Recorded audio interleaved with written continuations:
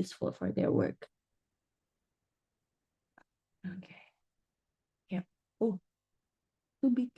Yeah. So,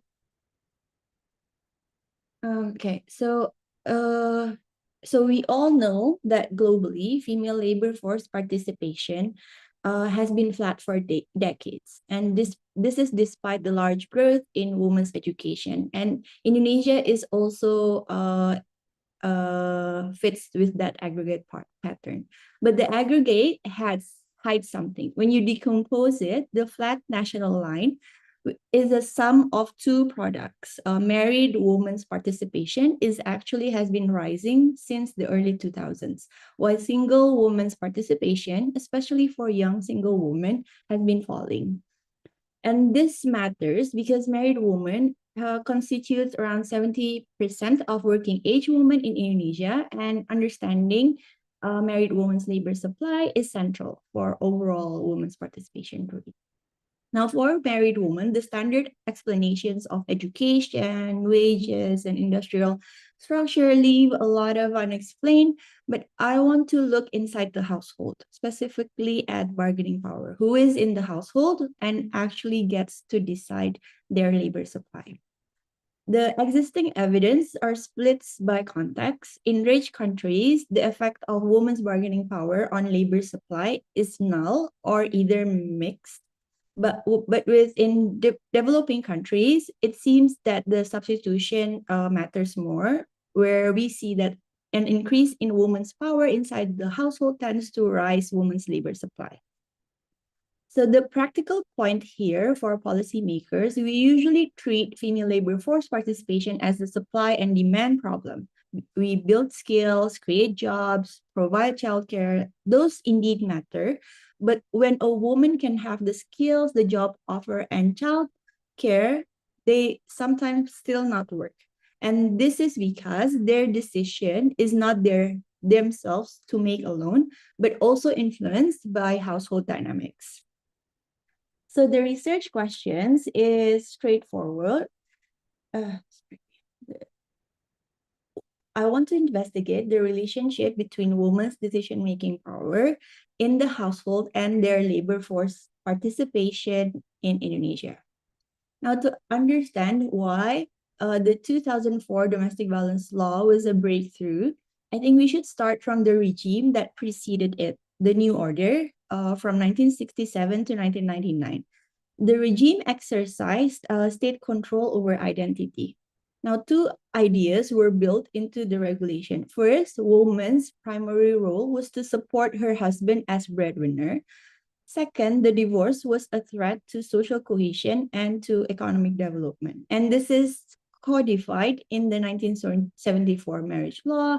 It also exists in the 1983 civil servants, where the government regulation required civil servants to get supervisor approval before divorce proceedings, and a 1984 Supreme Court letter which instructed judges to scrutinize divorce cases and criticize judges who granted divorce too easily.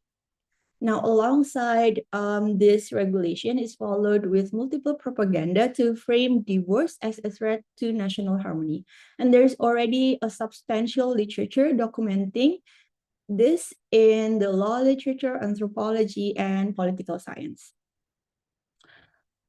Now, then the regime changes, and here, so this is the authoritarian regime, and then the regime changes, and in early 2000s, you get a cluster of reforms.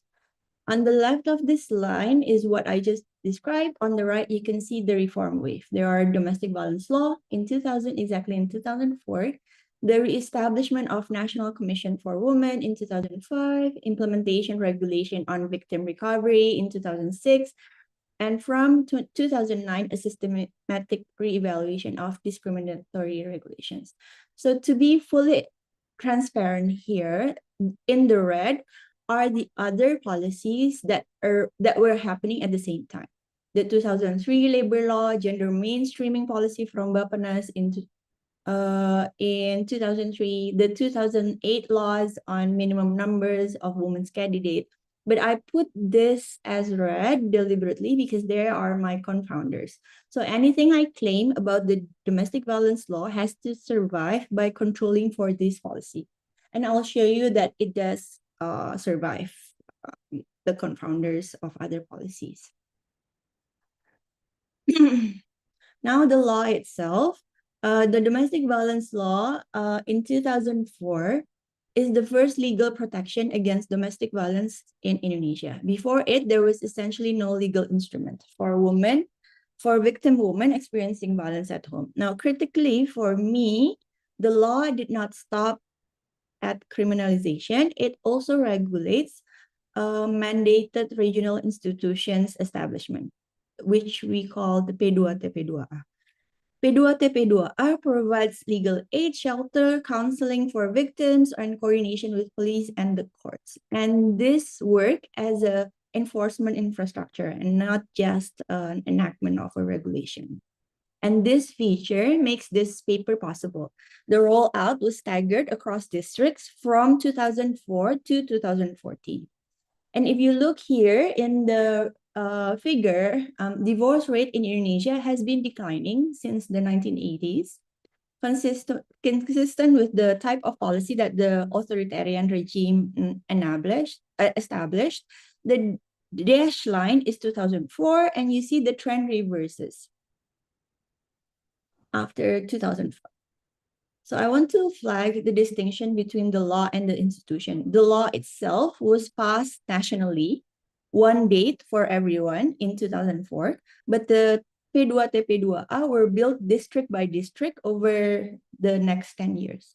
And later I'll show you that the law enactment date has almost no explanatory power, while the institution of P2TP2A does.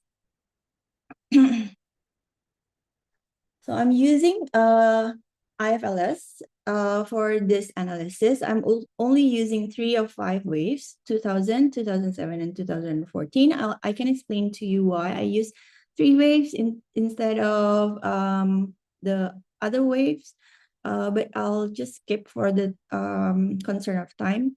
The sample restrictions are married women, those who are stable in marital status across these 3 waves, spouse who are observed in the data, and those women who are not currently in school. So this gives me around 15,000 women. There's a slide in the appendix. What does this restriction cost? But I'll skip it for now. Now, the key variable here is the decision-making power. So IFLS asks women who decides across 17 household domains: food spending, routine purchases, children's health, contraception, whether she or her spouse works, and so on. Now, I code each domain as 1 if the woman is the sole decision maker, and 0 if otherwise, including when the decision is joint. So this is more like autonomy, authoritative autonomy. Then I standardize each domain and take the average across all 17. Now, 2 things to say about this coding choice. First, the coding choice decisions as 0 is conservative.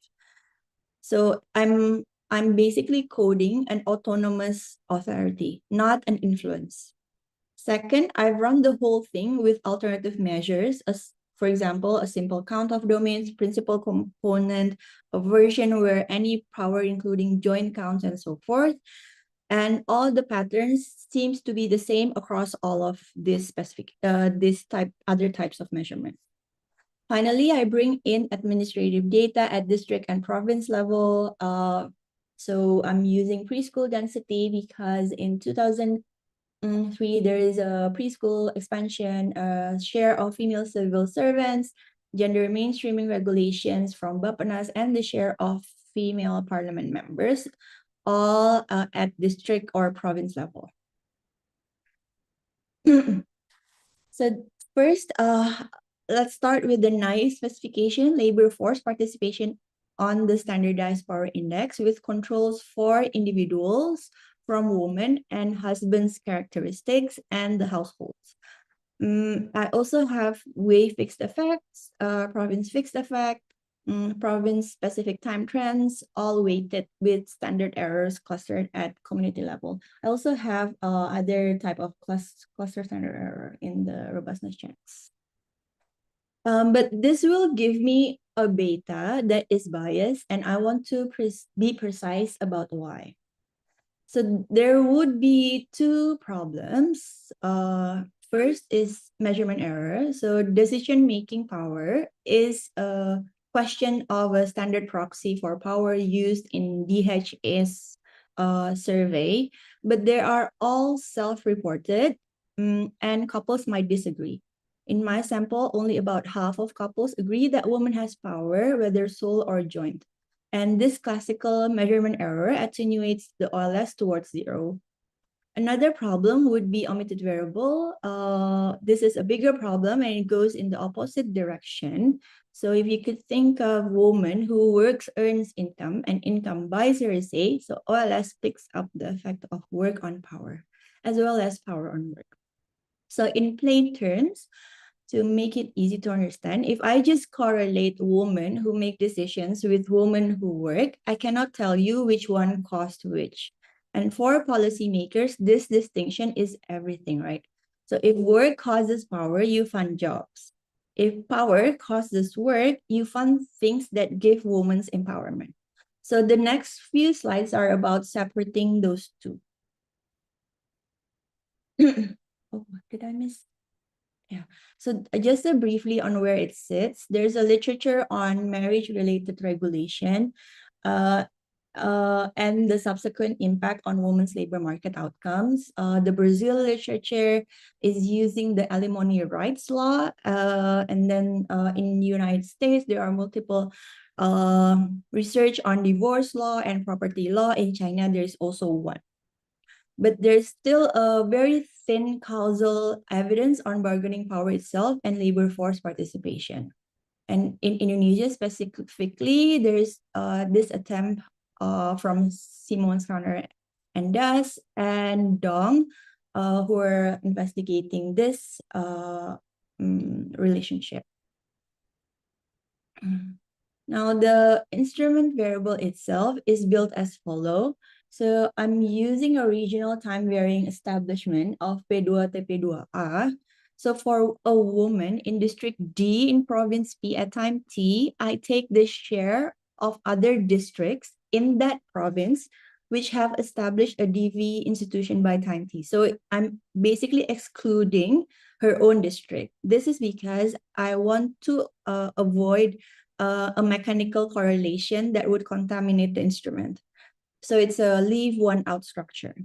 The second component is the baseline share of married women. It's fixed at the baseline at 2000, and this is a shift share logic. So when a province with more married women at the baseline are more exposed at the same enforcement, it will be responding more to the treatment. Okay. So in the second stage, there's I regress so this one, yeah. So I regress labor force participation, which is instrumented by power with all the individual covariates. And I also here add policy control, because this policy controls might happen to influence women's power and labor force participation, as you see in the timeline of the policies. There are multiple policy happening at the same time. So this is a look of the shift instrument. So no district had a DV institution or a P2TP2A before the 2004 law. Then you get this gradual rollout. The red line is the national average of districts with an institution. And I use this, the timing of establishment for the P2TP2A as the instrument. Okay, now let me take you to the assumptions, the econometrics assumption. First, for the relevance, we have a strong first stage. F-stat is 26. In terms of exogeneity, there are two concerns that might be influencing the timing of the P2TP2 establishment. First, it's hard to argue that the districts built institution where conditions were already improving. So I test this directly. There's this appendix table that I'm not going to show you here, that the timing establishment of this regional infrastructure are not correlated with the regional infrastructure. The timing is not correlated with regional infrastructure and pre-existing labor market conditions. And that covers bank density, hospital density, health center density, road quality, water access, lagged labor force participation, and so forth. So, and then if you include this time and province fixed effects, essentially all of these lose significance. So the rollout itself is not tracking pre-existing infrastructure or labor market conditions. The third assumption that I want to argue is DV enforcement provides legal protection, and it comes with mechanisms for financial institution assistance, and both push in the same direction toward a better outside option. Several supporting evidence is that the divorce rate trend reversed right at exactly at 2004. And then second, I scraped divorce verdicts from the Supreme Court and identify all DV-related keywords, and I found divorce verdicts rise sharply after 2004. And again, the first stage is dry and positive. It's not mixed. For the exclusion restriction, this is the one that I want to be most careful about. The concern is that DV institutions affect labor supply through some other routes other than household power. And I have several evidence to support that it survived the exclusion restriction. First, P2, TP2A do not run any employment programs. So they only provide legal aid, shelter, and counseling, and that's their mandate. So it won't affect labor market condition. Second, I'll show you in this slide. Here you see the panel D slide. One concern is that the DV institution might affect the labor market condition, and that suggests that the labor market condition and might changes and might affect husband's outcomes. But you see here, there's no effect at all for husband sample. And maybe there's also concern that there are changes in marriage market in general, but you see here, single woman, there's no differences, no significant differences. And the reduced form shrinks and becomes, So, and then in here, on the panel A, I changed the IV from P2 TP2A enforcement to regulation enactment in IV as an IV. And you see that the exclusion restriction does not hold for this type of IV. So I'm pretty convinced that the exclusion restriction might hold conditional to the variables that I control here. So I just want to be honest that the exclusion restriction is just an assumption. It's not a test. I can't really directly test the exclusion restriction, but I could possibly argue about the exclusion restriction using this falsification test. Okay. And then another suggestive evidence. So if you see this main results of IV estimation in column 3 and 4, the first one, I use the reduced form of DV enforcement on the labor force participation. It's significant. But then if I control for having power inside the household, the significant is absorbed by the woman's household power. So, so this shows that it seems that power is the channel for women's labor supply changes. So I want to draw out the contrast between these two panels for policy makers audience, which might be useful. So in here, I use the regulation enactment itself, and it has no detectable effect. The local institution has. So legislation without funded local enforcement infrastructure really do not change household bargaining power. The P2 TP2A did. For anyone here thinking about regulatory reform, for women, the implication is clear. The law itself would not have meaningful effect without a well-functioning institution. Okay. So so here is the policy covariates. I think I'm going quite fast. On confounding from other reforms, I flagged this in the timeline that you see before. I add the policy variables one by one and then jointly. You would see there was a reform in preschool law enactment, and it translates to playgroup, daycare, and kindergarten expansion in Indonesia after 2003. I have another paper, and I will present that in October if you're interested. But the effect of DV enforcement does not change significantly. It's still significant and still large. I also add the percentage of female civil servant across provinces, gender mainstreaming policies across provinces, female parliament member. I think this one is district level and this is province level, and then combine them together. The effect of DV enforcement still the same. So the effect is not driven by the broader gender reform agenda. And from here on, all robustness checks include the full set of policy control. So after this, you will see the estimation includes the policy control. So for the robustness checks, I already mentioned about the falsification test using the husband sample and single woman sample, including the regulation enactment.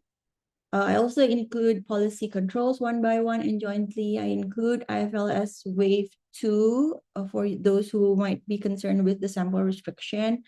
Non-migrants only in the case of women sorting into more progressive regions. Balanced versus unbalanced panel, and for the selection into and out of marriage, different combinations of clustering and fixed effects, and a divorce rate decomposition. All in all, I'm seeing the second stage coefficient ranges from 0.087 to 0.165 across every one of this estimation, and it stays positive and significant. And the specification that gives the smallest estimate is my preferred one, the one that I'm using in this main elaboration. Now, there would be another concern with this analysis that might still be there, which is a reverse causality, where might be driving my result. Now, you could think of when a woman who previously has a job, then that woman would have a bigger power, right? So now, this creates a reverse causality problem. So to address that, I split the sample by prior labor market attachment. In panel A, the sample here is for those who have no prior labor market attachment, and panel B is those who had prior labor market attachment. And this panel A is the group that we care about. So the effect of power on participation is 0.3. So, and in wage work, it's 0.117, and in unpaid work, 0.227. And on hours, it adds 9 hours per week for women who has an increase in their power. Well, for self-employment, it's 0. It's not significant. For women who are already working, you can see the effect of the improvement in their power inside the household improve their participation by 0.155 or 15 percentage point. And this is significant, half about the size of those who previously had no prior labor market attachment. So based on this, there are two things. First, it seems to me that the panel A, the one that we care about, that solves the reverse causality problem, there's no reverse causality story here that is driving the result. Second, and more substantively, I think the two groups face different constraints. For example, for women here who are outside the labor market, their power inside the household is the binding constraint for their participation or their labor force entry. And for women who are already in it, seems to me that the entry is not the issue, but what they use their power to change their kind of work. For policymakers, the women who respond most to this are the ones hardest to reach with conventional employment programs. So women with no work history who don't show up in training pipelines or job placement schemes. P2T-P2A is an institution for protection that reached this woman when the labor market programs did not reach them. But again, the second half needs to be interpreted with caution because women who are here entering the unpaid work is there as much as the wage work. So I'm interpreting this as bargaining power gets them to the labor market, but it does not get them a good job. So, and this most likely is happening because there is a problem in the labor demand side. And this law cannot solve it. Okay, now I'll walk you through the mechanism. I'm investigating different types of mechanism, health, fertility, contraceptive use, perception about economic condition, caregiving responsibilities, household expenditure, the type of asset that they have. Okay, now the first one. Compare the estimated effect on having power on the new birth, contraceptive use, and overall health. And I found that the large significant increase is in contraceptive use. But this is only for women with no prior labor market attachment, the one that we care about, right? So, but we don't have any effect on new births and none on overall health. So the reproductive autonomy is the first order channel. So intuitively, you can commit to a job, but you cannot commit to a job if you cannot control the timing of the pregnancy, right? So this is a direct case of coordination between the DV services and the family planning service. The second mechanism is the perception about standard of living. Respondents rate their economic position against others 5 years ago, today, and next 5 years. Women who gain power report better assessments today and notably greater optimism about 5 years from now. But for women with no prior attachment, the effect is significant across all types of outlook. For child rearing responsibilities, here I update this a bit where it seems to me because of the confidence interval is quite large here, women who gain power report better assessments today. And for women with no prior work history, the increased power seems to improve husband's involvement towards child rearing. But for women who are already working, it seems that the care shifts toward other household members or higher domestic help. So it's the same constraint, but two solutions depending on what the household can afford. Okay, next slide is community activities participation. We don't really see any differences in their time used for community participation, except both when they have an increase in their power, they seem to reduce their time for community service, most likely because they're more engaged in the labor market activities. In terms of household expenditure, I see no significant effect on any expenditure types besides the non-food for those who had prior labor market attachment. But the group that we care about, this no prior labor market attachment, has no significant effect across all expenditures. For household assets, you see there are several significance here. For women with no prior labor market attachment, we see that when they're more empowered at home, we see that they hold more assets in housing and livestock. And this pattern is consistent that women seems to prefer assets that are durable and that women can possibly control. While livestock here is in particular a classic woman-controlled asset in rural Indonesia, while savings and receivables are instruments that a spouse can more easily access. So it reduces women's control over that the type of access. Okay, so in conclusion, so we found here that women's decision-making power indeed increased their labor force participation, and the enforcement of domestic violence law improved that power, and through it goes with the participation. Some lesson learned that we could deduce from this finding is that the law itself was not the one who moved the outcomes, but the P2TP2A institution was.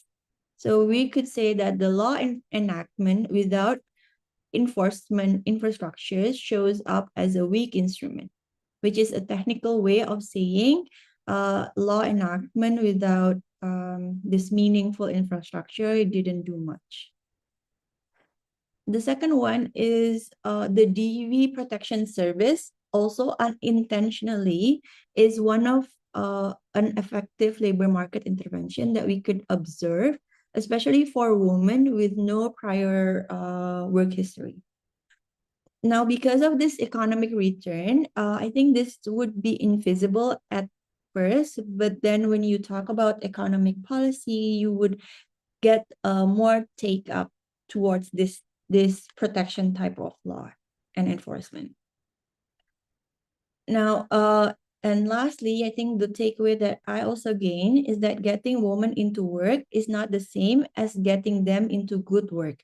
So power moved participation. It has an impact on wage employment, but it did not fix women who are going to unpaid work because it's most likely happening due to demand side problems. So that's all for my presentation. Thank you very much. If you have any feedback, that will be greatly appreciated. Thank you.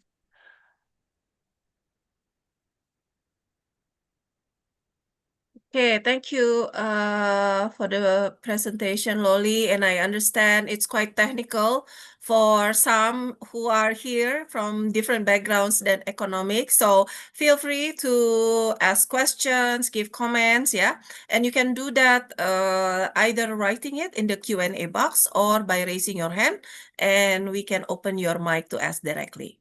So now we move to Pak Wisnu Setiadi Nugroho from the Department of Economics at Universitas Gadjah Mada.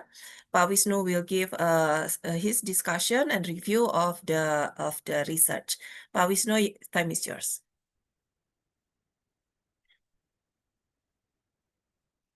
Alright, terima kasih. Thank you, Bu Lydia, Mbak Lolita, for the opportunity. It is a pleasure to discuss this paper. It's been a while, like I'm talking about gender economics, like since coming back from the Colorado States. So my professor will not angry with me. After a while, I'm not talking about this gender.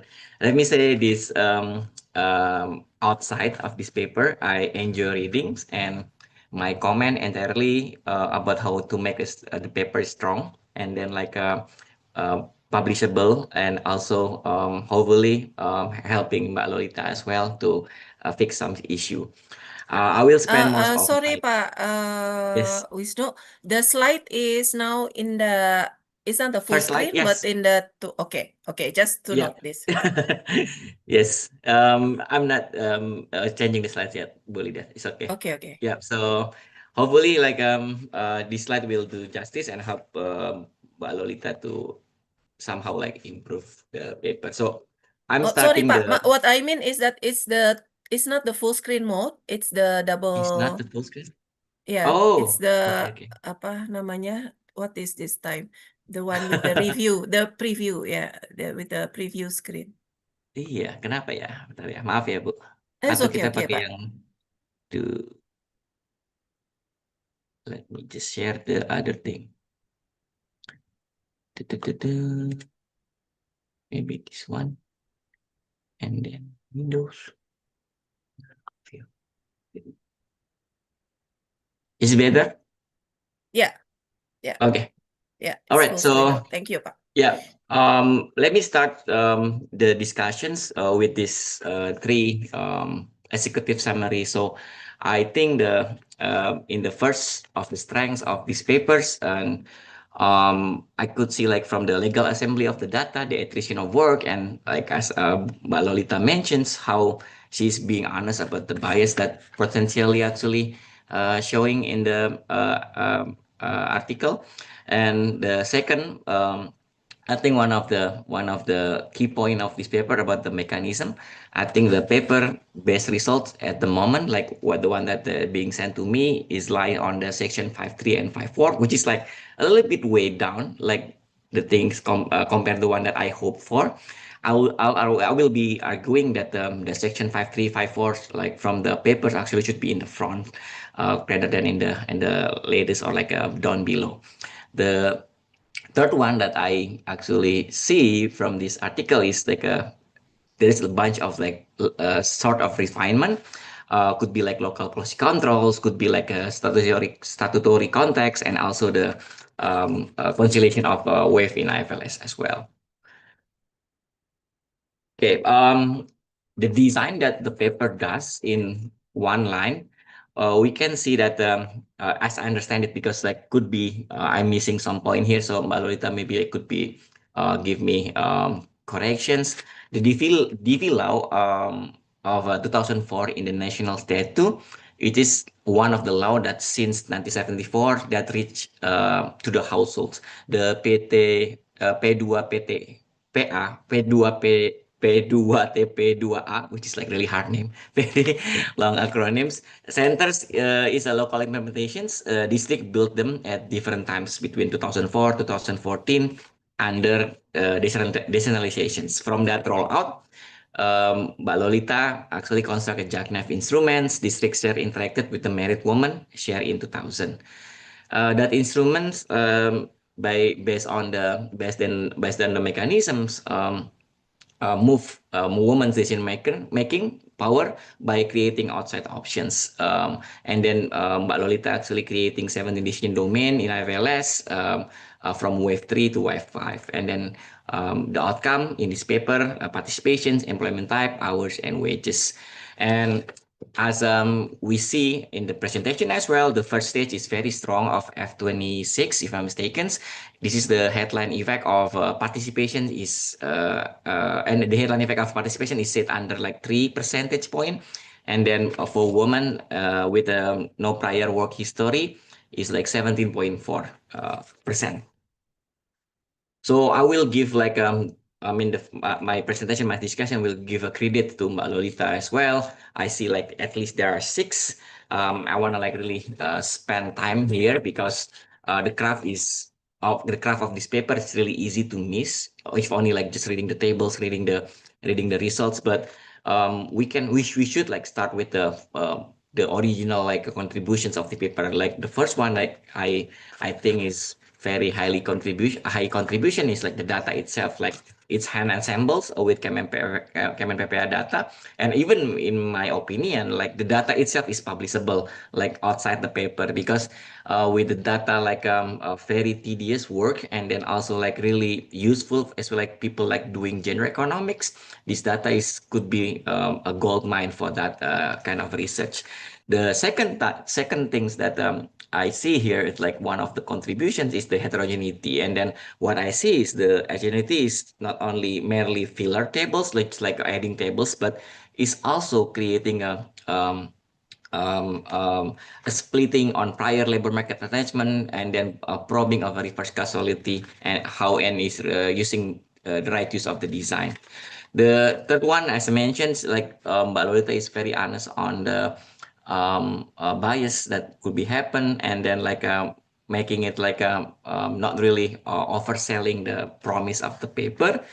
Number 4, alternative already like being run. Table A6 that I read, like the appendix, tried several index constructions, and then it's not really so much difference from the origins or like the main tables.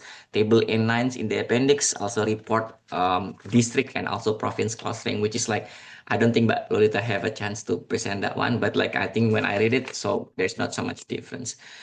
In the five, the graph that I see is like the iterations being taken seriously. So Mbak Lolita using like inverse probability weighting plus placebo checks in the tables, checks on husband and single women, and then you can see like the instinct like being done this kind of placebo actually vary throughout.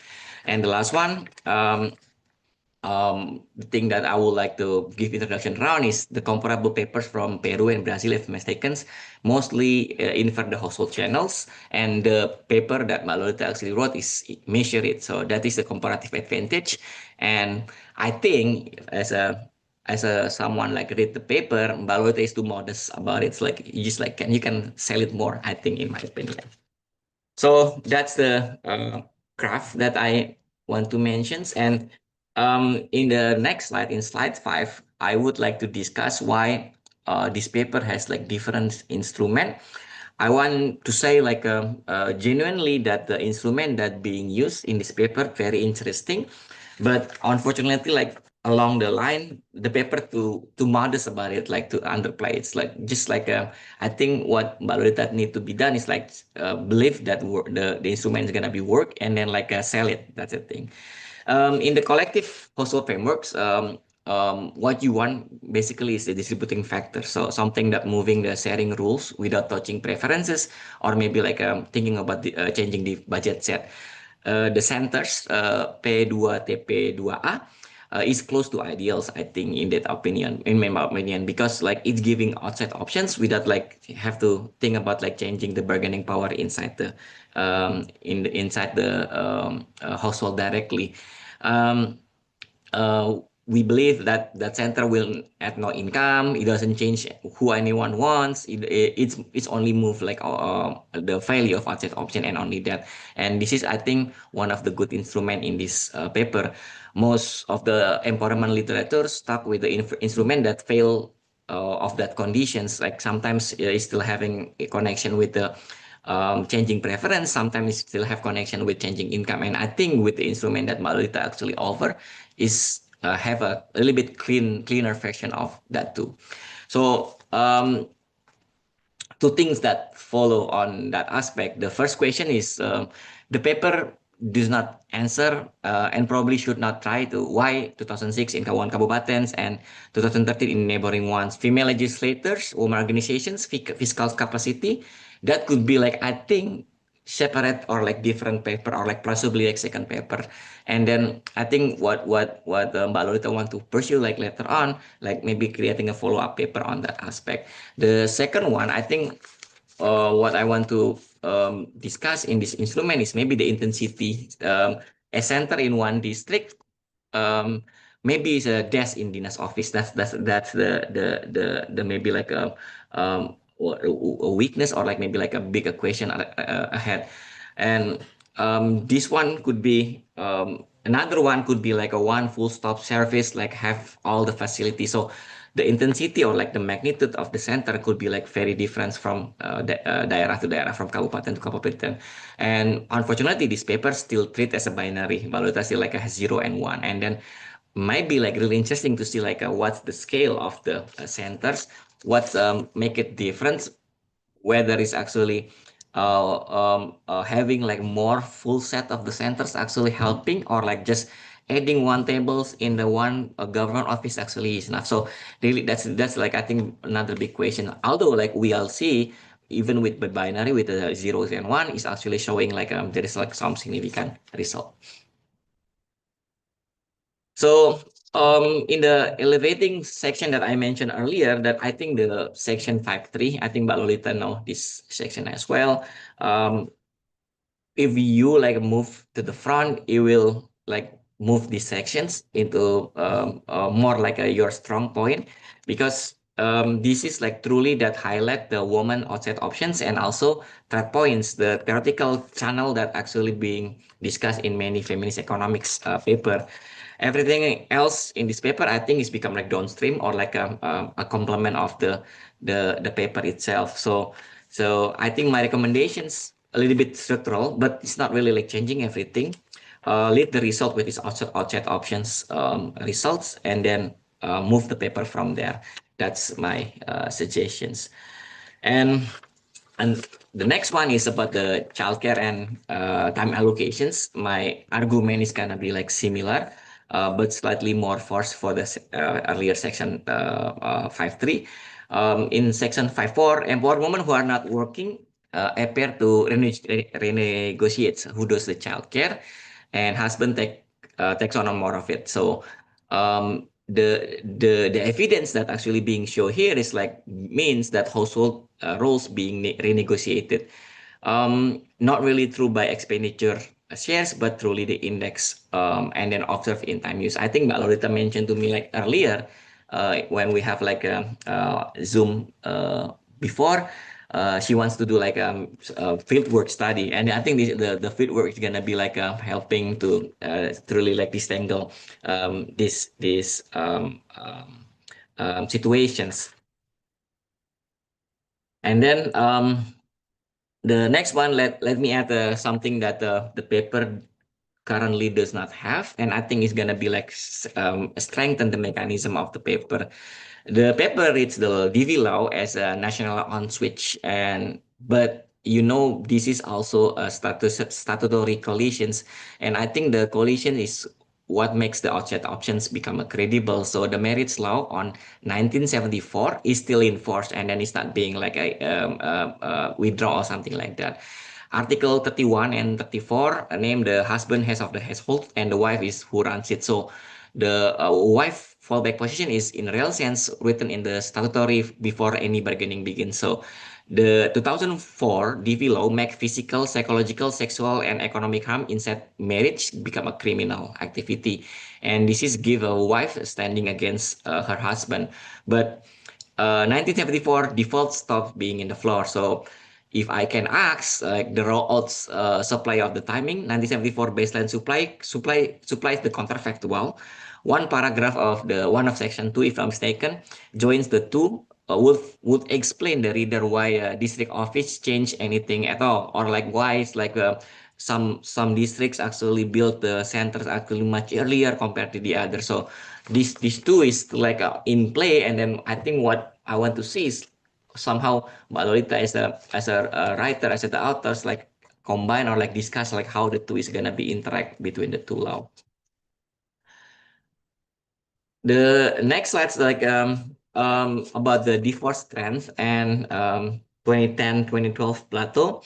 This is like a smaller institutional point, and this one is a little bit, I think, defensive from me to protect Mbak Lolita from the referee.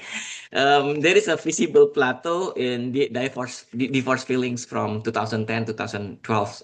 If you see the data, I do not think this is like a fall of the demand of divorce, but I think this is a track change in court procedures, mandatory pretrial meditations, Perma number 1 of 2008, well mega fillings get delayed and in the pipeline rather than not happening. So I think on that aspect, like there is so much explanations on like why it's actually falling down of the divorce rate. Um,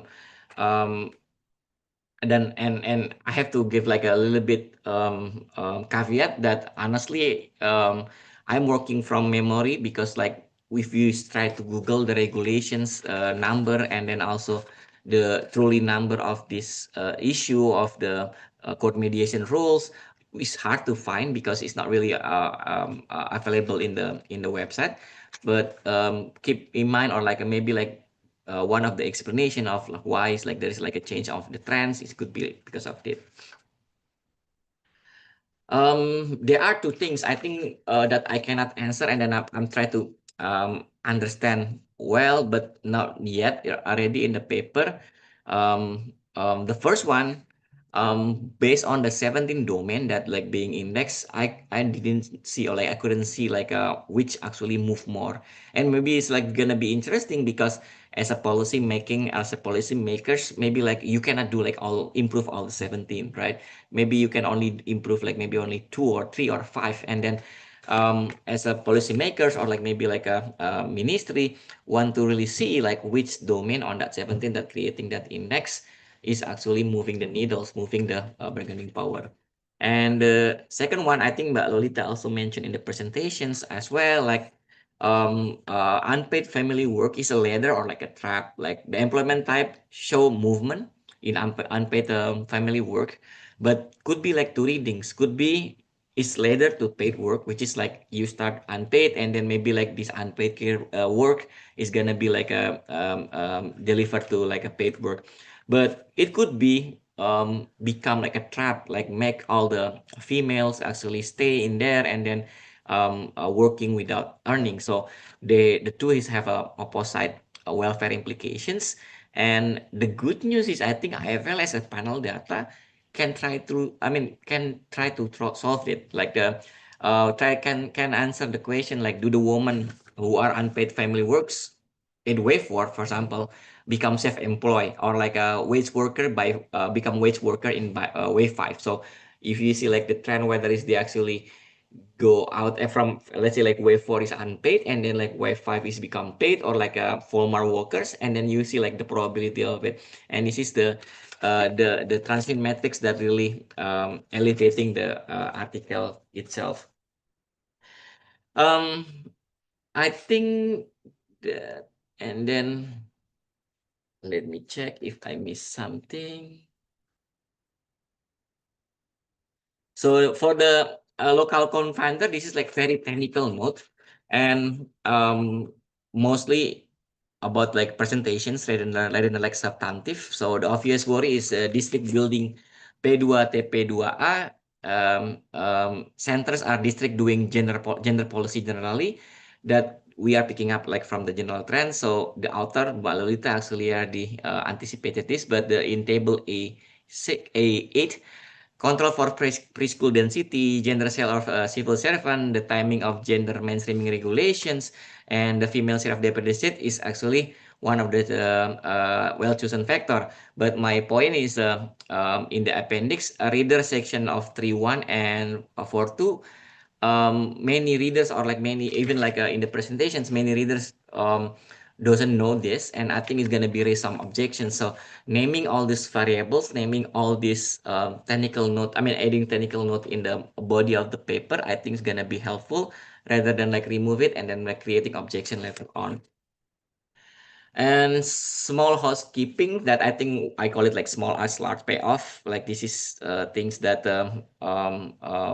author Mbak Lolita want to add, like could be like reporting per standard deviations, could be like a clustering. There's like A9 that already has it, but I don't see it in the body, which like should be like at least one paragraph. I did the clustering and then this is the result, not much change, something like that. Maybe like do some different bootstrap because IFLS has like few province. There is like I saw like the IFLS web total is like a little bit difference, and it's still made like many very minor reporting calculated is 15,294, but like reported actually 15,284, so it's like a missing of 10 household in the sample size. And then in the policy controls, would love to have like name of the variable in the main text, so we can like keep connected between the text and also the tables. This is like some, I think my summarize of prioritizations from the for the authors from the Lolita, like which one like the high structural impacts, which one is actually adding like contextual, and like the last one is minor housekeeping. I think the high structural impact, my opinion, section 5.3, 5.4 should be like in the beginning, and then the other is like gonna be like downstreaming from that. In the contextual, I think what's the interaction with the marriage law of 1974 with the new one? Is there any conflicts, or actually is it complementary? And then this is gonna be creating more insight. And again, like the the minor housekeeping. I do have like some questions on the paper, and maybe like some of the viewers here also like have similar questions. At least I got identified like 3 discussion questions. The first one, do we think P2 TP2A Indonesia with their acronym super hard to remember, change bargaining power only through exit options, right? Or it could be like shift like local gender norms more broadly. So this is like really big questions, like do they actually change the norms like over times, or like as Mbak Lolita actually offered, is only like outside options. Number 2, my discussion question is, should unpaid family work we interpret as empowerment or like alternative forms of unpaid burden? And this is like a big question too. I mean, you can always creating second, third paper with these questions, like referring like your first paper like that one, this one. And the last one, timing of P2 TP2A rollout may still reflect local political commitment of women issues. What is the strongest evidence that the instrument is capturing bargaining power rather than institutional modernizations? So these 3 questions gonna be like, I think could be at the a power to the article, strengthen the article. Could be like, I think the discussion also, we can like create like separate different article asking these questions, referring to the first article. I think that's from me, Bu Lydia, Mbak Lolita. Thank you so much once again for the opportunity. Looking forward for discussion and comment. Thank you so much. Thank you, Pak Wisnu. And wow, that's great input. I think Lolita will agree, because from technical to discussion about the data, yeah. So before we go into Q&A, let me give the opportunity for Mbak Lolita to perhaps address some of the comments, maybe a few main points, while Mbak Lolita thinking about the comments. Let me invite everyone to, I see there's already 5 questions, but silakan Bapak dan Ibu kalau mau menuliskan pertanyaannya dalam bahasa Indonesia juga bisa, atau bisa raise hand, dan nanti akan unmute untuk memberikan untuk bisa mengajukan secara langsung. Oke, silakan Mbak Loli. Yeah. Should I answer in English? So, okay, yeah. I think we should still use English as the main apa namanya, as the main language, but I would like to invite others if they would like to respond in Indonesian is also possible, yeah. So thank you, Mas Wahyu. Mas Wisnu, sorry, thank you so much, Mas Wisnu, for the very serious feedbacks. I really appreciate it because it's not only constructive, and but it also touched towards things that I could improve for my paper. So thank you first and foremost. In terms of the way you propose to reframe the paper, I will give a thought of your suggestions. Other than that, I think your question on which of the 17 domains move, I think that's an excellent question. I would definitely try to work on it.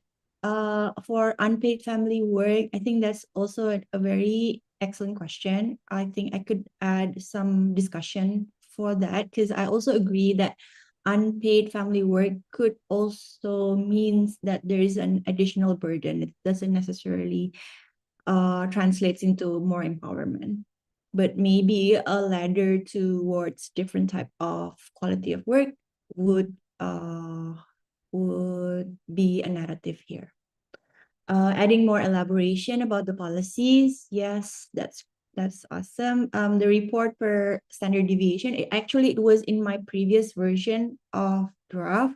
I removed it because I thought it would be better for policymakers to have percentage changes, but I could add that definitely. Trying to other bootstrap methods, I'll try to look on it as well. And I think you read my research future research plan perfectly, because I think like your question on the intensity of P2, TP2A, the quality of these services is my next future research, my next plan for research. But I guess I can't really do that with quasi experiment. So definitely looking forward to work with people who are doing it, who are working in P2, TP2A to do something with it. Yes. I think that's all. Mbak Lydia, thank you, Mas Wisnu. Okay, great. Thanks, Loli. So we have a question from Pak Asep Suryahadi. He congratulates you on an excellent study, and he has two questions. One of it, which is I think related with another question from Asi Halomwan. So the first from Pak Asep is, in some societies, the power to make household decisions are strongly influenced by extended families, for example, grandparents or in-laws. How would this affect your analysis and findings? So this is about the decision making is also raised by Asi Halomwan. Yeah, he not familiar with the IFLS. Maybe you can explain more about decision making. Why is sole decision making having less power? It seems intuitive, but if joint decision, doesn't it mean women have more power because husbands treat her as equal? So that's one.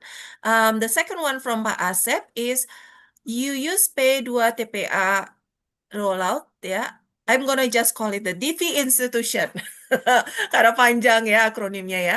Rollout as Make the it district stressful. nanti daripada salah ya. Rollout as the district level, at the district level as an instrument. Implicitly assuming that the rollout is exogenous, is it more plausible that the rollout is endogenous? Nah ini. So maybe those two issues. First, the decision making, and then the second about the DV institution as a potentially endogenous event. Yeah. So regarding the first question on decision-making power, so in IFLS, the question, the way the IFLS decision maker question is framed is for this dimension, who is the decision maker? So the questionnaire is able to identify whether it's his husband, woman, or other family members. So based on that statistics, it looks like the other household members constitutes below 5% passive. So they don't really have a strong influence in any of the dimensions in the household based on the IFLS results. So how would this affect your analysis? So I guess like if you think about the extended family influence, so it could with extended family influence, they're exercising authority that the survey attributes to wife or husband, and this carries an additional classical measurement error. And because I'm already using the instrument variable, that already solve the measurement error problem. I hope that answers your question. The second question is, why do I treat joint decision making as having less power? So yes, in the IFLS, it seems like woman and man is answering a lot of joint decisions. But rather, if you see in the field, when you talk to women, based on their perception, even though their husband answer that it's a joint decision-making power, it's a joint decision, women usually perceive that the husband is the sole decision maker. So the question of joint decision maker might be different depending on who is answering the question. So based on that experience in the field, I would rather use the sole decision making power, the sole decision maker, as the main variable or the main identification for women's empowerment, rather than including the joint decision maker. So, but if you see in the appendix, there are several tests where I include the joint decision maker, and then when I also include when husbands agree, and all of the results shows a positive significant effect. So yeah. And then your question, Pak Asep, wait, can I share my screen again, Mbak? Oh yeah, I can. Yeah, so your question, do you see my PowerPoint? Yeah. Yes. Yeah, so this is the exogeneity test concept. So I'm testing whether different regional infrastructure and labor market condition affect the timing of the DV institution establishment timing. So the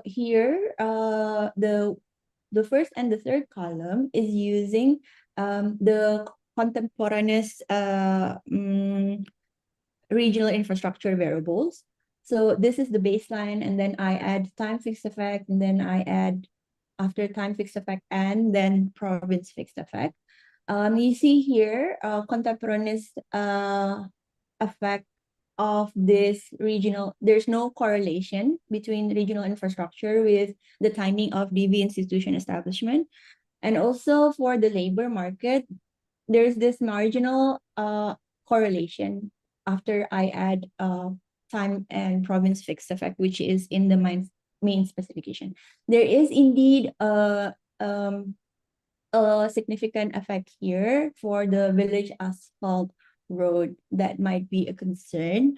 But let me know if you have other things that you recommend to solve this. So based on this table, I argue that the exogeneity assumption holds. Okay, thank you.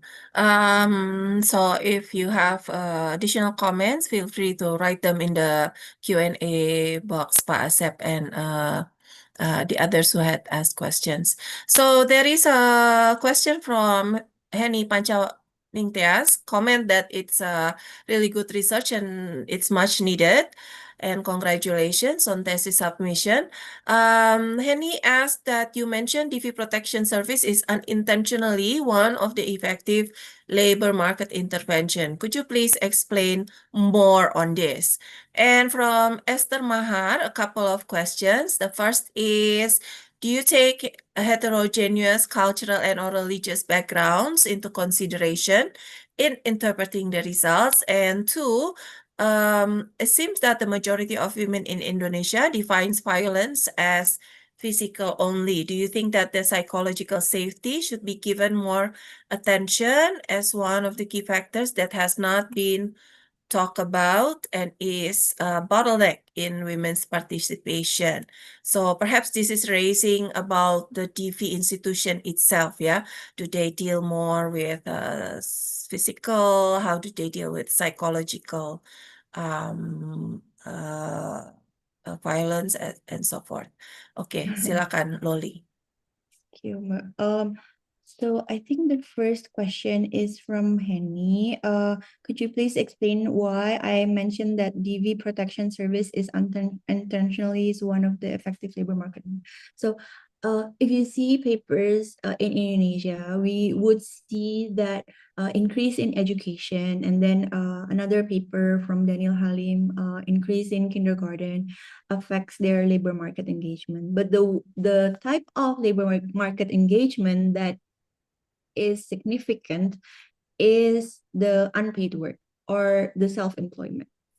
So you see, while in my result, you would see that people who are affected by who have an improvement in their power due to the domestic violence enforcement has a significant impact on the way on their engagement in wage employment. So in terms of quality work, we see an optimistic result there. However, the domestic violence law itself is designed not for labor. It's not designed for labor market, right? It's more to the protection for women. So again, you could see that throughout the global literature that laws or regulation that regulates the protection of women inside the household, for example, a property divorce law, and then inheritance law, affects women's labor supply eventually. So that's why empowering women and protecting them inside the household is an important intervention as much as other labor market policy. Yeah, I hope that answers your question. The second one is is do you take indigenous cultural Yeah. and or religious Yeah. background? So I include that as a control variable for women's and husband's religious background. Cultural, I think I have that in my control if I'm not mistaken. So that is already controlling for the differences in the individual characteristics. The second one, I think I need your Mas Wisnu's help on this. The question is about do you think that psychological safety should be given more attention as one key factor? I strongly agree with that. The law itself already constitutes all, right? The physical, psychological, and other things. And P2 TP2A also include counseling in it. And I would say plainly that it actually fits with my identification, because for you to be empowered to negotiate if you can work, you would need to be free from any psychological abuse as well. So I think it still is in line with my story or research. Please feel free to add, Mas Wisnu. I mean, that's a really good answer, so I don't want to add anything. But the thing that I would to say, like a lot of psychological abuse and other stuff in Indonesia is like very, very underreporting, yeah, Mbak Lydia, Mbak Lolita, yeah. So even IFLS only have a one wave talking about that and then like disappear in the next because like the number is very small. Nobody really want to report on that aspect. But true, like I think what Mbak Lolita said is actually really correct. I think she planned to do like more field work and such. Maybe like could be uncover that one as well. So looking forward for it. So hopefully. Okay. Okay. Okay, great. Thank you, Ibu Esther, Ibu Heni, for the questions. We still have time, so if you would like to post your questions or comments, feel free. Bisa dalam bahasa Indonesia juga, ya, to write or raise hand so that we can unmute you directly. One question from me is maybe this is bringing to the broader relevance atau significance of the study. So we've been having several presentations on FKP about gender norms, yeah. So I don't think this is the paper is very precise gitu ya. But I wonder because in the last few years, maybe I would say 10 years, yeah, there is a slight shift perhaps in gender norms, especially in urban areas, about the role of women. So how do you take into account the shift, if at all, in your study, Mbak Loli? Especially at the local level, yeah. Is there a way to test, yeah, if the formation or establishment of the DV institution is somehow connected to some local level shift in gender norms, for example? That's a difficult question, and I think Yeah. it relates to Mas Wisnu's question before gender norms. Yeah. I think this is so for my research itself. I think it doesn't address gender norms. If there is any changes in gender norms due to the domestic violence law, I control it using province fixed effect and province trend fixed effect. So changes throughout province level at time trend would be already been absorbed.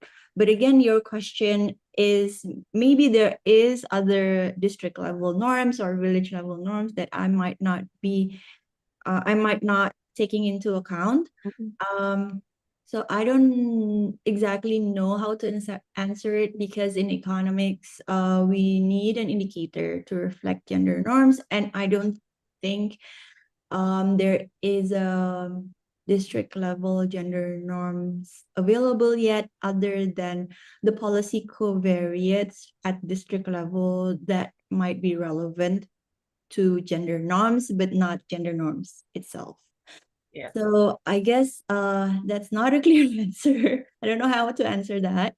But yeah, I understand that currently gender norms discussion is quite a large discussion, and I think we, as an economist, we need to think more on how to uh, To uh capture it, yeah.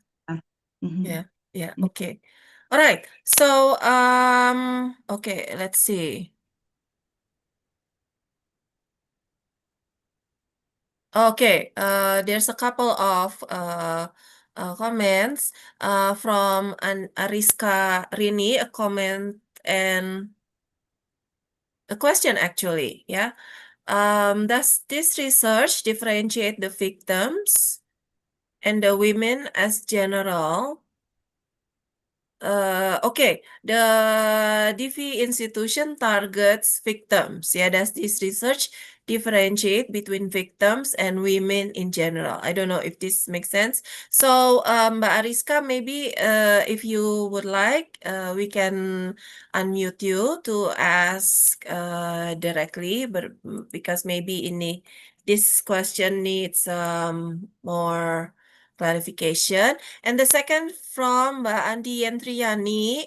Mbak Andi, this is quite a long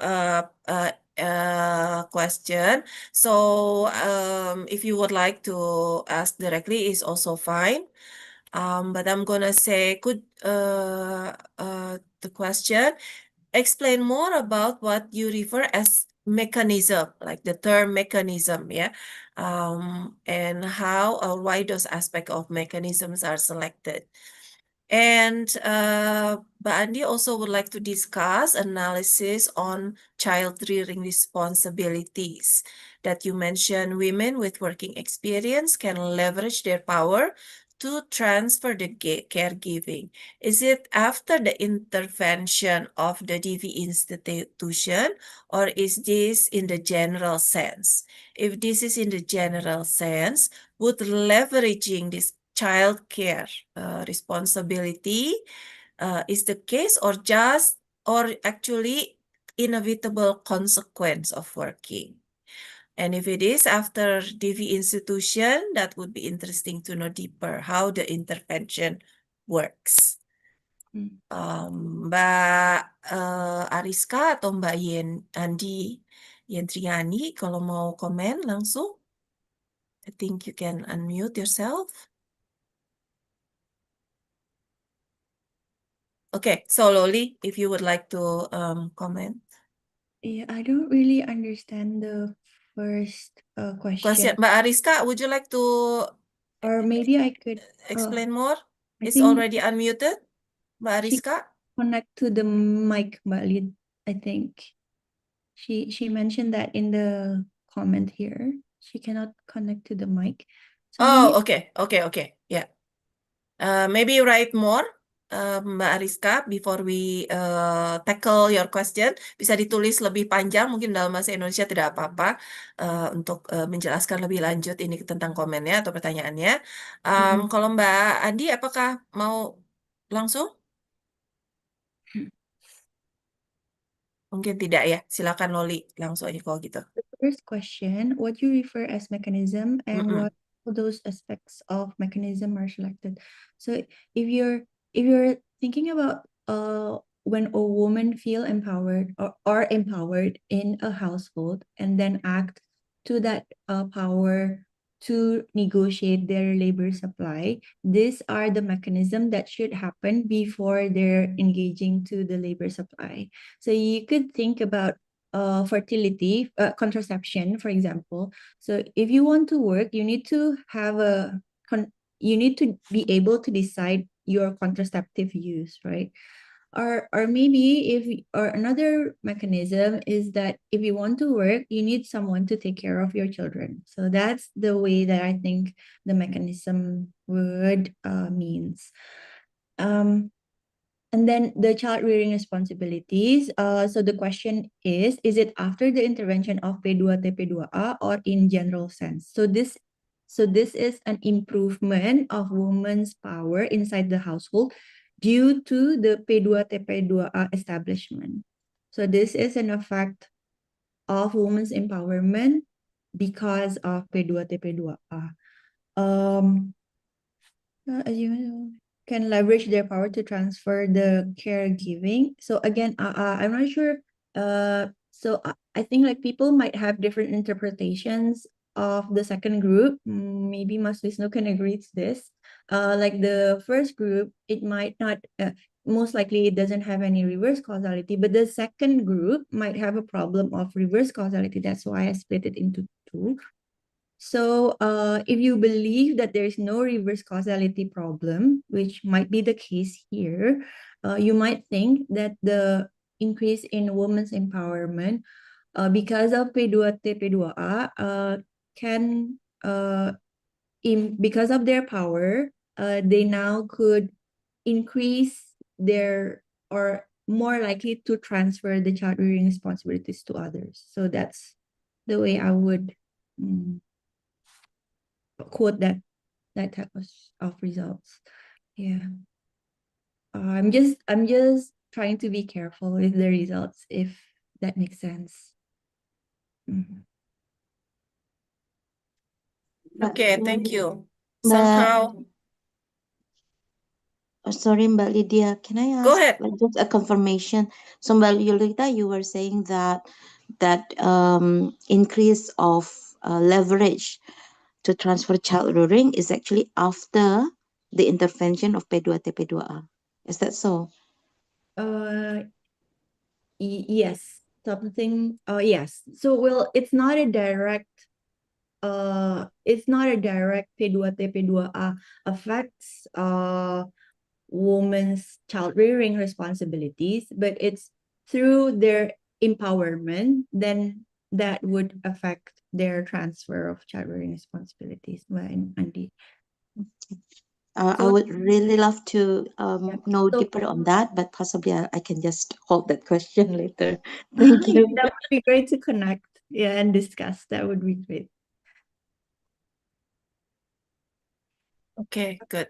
So I don't see any other question dari Ariska Rini. If there is not any additional, I think she mentioned something at the about victims, yeah. Does this research differentiate the victims and women in general? Perhaps maybe we can interpret, yeah, whether the data that you use reflects women in general or victims that may be being handled, yeah, by the DV institution. Yeah. So my research does not concern the DV victims. So it's the sample is not the DV victims. It's the woman in general in the IFL sample. So we're not talking how the TP2A affects the woman's or the overall victims, but it's just a general, because we treat the P2 TP2A, the DV institution, as an outside option for women in general. So if you imagine you're living in a neighborhood or in a district where you know that the DV institution is established or surrounding your district, then you would feel safer. And that type of feelings maybe would result in the way you negotiate your power inside the household. So that's the way I identify here. Okay, yeah, I just see this from Aris Karini. Yes, that's correct. Whether the sample includes the fact that the respondent is a victim, ya, korban kekerasan, or just general. So this is Mariska. So this is taking all women in general. So testing whether the presence adanya P2TP2A itu berdampak terhadap perempuan ya secara umum. Baik, ini kita sudah pas di 11.30, jadi mungkin saya akan tutup ya. I will end the seminar with huge thanks to both speakers, Lolita Moorena and Pak Wisnu Setiadi Nugroho, for your time and effort, and also wishing Loli, the best for completing the paper, and congratulations. I didn't know this for submitting your thesis. Long journey, almost at the end. Yeah. So congratulations to all. And before I close, let me give a short announcement that next week, Thursday, we will have another FKP with Lembaga Demografi. So this is a sort of a demographic month, yeah. Launching a book on demographics and discussing about the sandwich generation and generasi emas, ya, the old generation. So please look out for that information on our social media and mailing list and other channels. Again, thank you everyone for your time. And I think selamat sampai bertemu. Hope to see you at our next events, and selamat makan siang. Thanks again. Thank you, Bu Lydia, Mbak Lolita, everyone. Thank you, everyone. Yeah. Stay healthy.